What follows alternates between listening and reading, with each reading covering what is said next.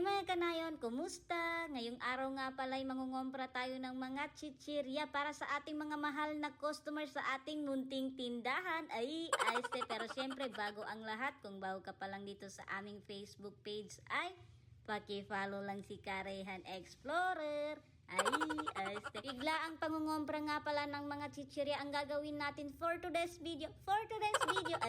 Dahil nga galing tayo ng Midsayap ay tumuloy na tayo dito sa may libungan dahil nga kailangan din daw natin ng mga chichirya sa ating munting tindahan. Akala ko ngayong araw na ito ang bibilihin lang natin yung mga kailangan doon sa ating munting tindahan, yung mga asukal, mantika, toyo, dahil ngayon ay dito na nga naman tayo sa may chichirya dahil ubos na naman daw ang stock natin ng mga chichirya dun sa ating munting tindahan. Kaya naman eto tayo. Yan, napakarami nga palang mga bagong mga chichirya dito na pinalaki yan, yung mga heavy. Dahil ngayon daw sabi ng ating boss dito ay napakaraming mga chichirya na ni-face out na nila tulad ng mga yung mga Super B, mga Super Kid, marami talagang inalis yung mga factory ng mga chichirya ngayon. Yung Class A daw sabi ng boss natin dito ay inaalis na naman nila dahil nga, pero yung Class A daw sabi ng boss natin dito ay hindi naman totally phase out, pero yung pricing talaga ay hindi na kaya ng ating mga mahal na customer tulad natin. Tingnan nyo itong tilapia na ito, di ba pinalaki na nila yung tilapia dahil nga wala na daw tilapia na maliliit. Yan, puro malalaki na daw ang tilapia. 1 kilong tilapia daw. Yan, marami silang mga stock dito na mga karton.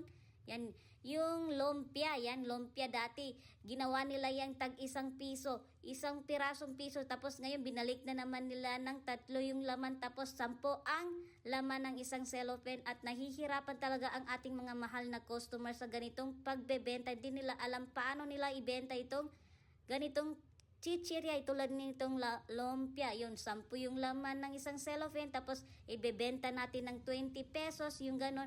Tapos nahihirapan talaga magdesisyon ng ating mga mahal na customer kung paano nila ibibigay.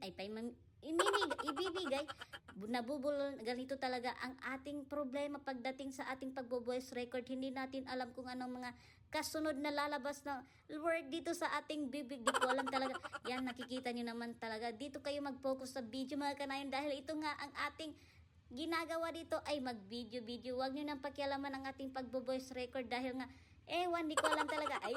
Sorry po. Basta ang mahalaga ay importante. Dahil ang inyong kanayon naman dito mga madam ay aminadong hindi naman talaga magaling sa pagbo-voice record. Sinasabi ko lang kung anong nakikita ko dito at ano ang naiisip ko. Kaya naman, eto naman tayo sa may mga eksakto. O diba, eksakto lang ang ating pananalita dito sa pagbo-voice record. At syempre, meron tayong nakita dito na Wonder 5, yan. Mga batang 90s dyan na mahilig kumain ng mga ganito corns, yan. May Wonder 5 dito. Matagal-tagal na tayong hindi nakakita ng Wonder 5, yan. Kukuha tayo ng Wonder 5. Wala na talagang sari-sari. Yung safari, yan.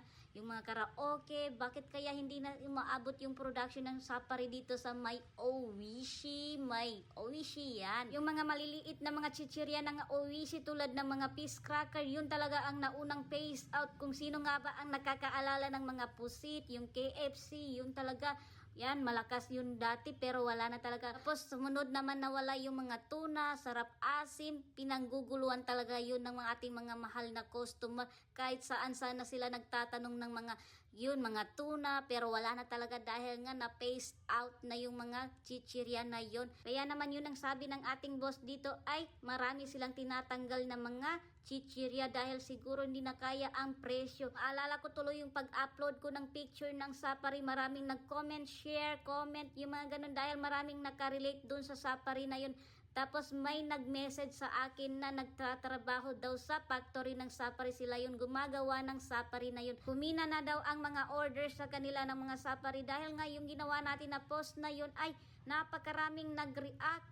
Umabot ng 20,000 plus sharer yung picture na yun na in-upload natin dahil maraming nakaka-relate, marami rin naghahanap ng safari dahil nga sikat na sikat talaga ang safari sa mga batang 90s. Yung mga bata pa tayo talaga naman yun ang mga sikat dati, yung mga pusit, paborito ko talaga yung pusit na crispy yun, pero ngayon wala na. Dahil nga siguro tumatanda rin tayo. At syempre, paalala mga kanayon, bago lisanin itong video na ito, paki-follow lang si Karehan Explorer. At sige, paalam mga kanayon, ingat palagi. Bye-bye!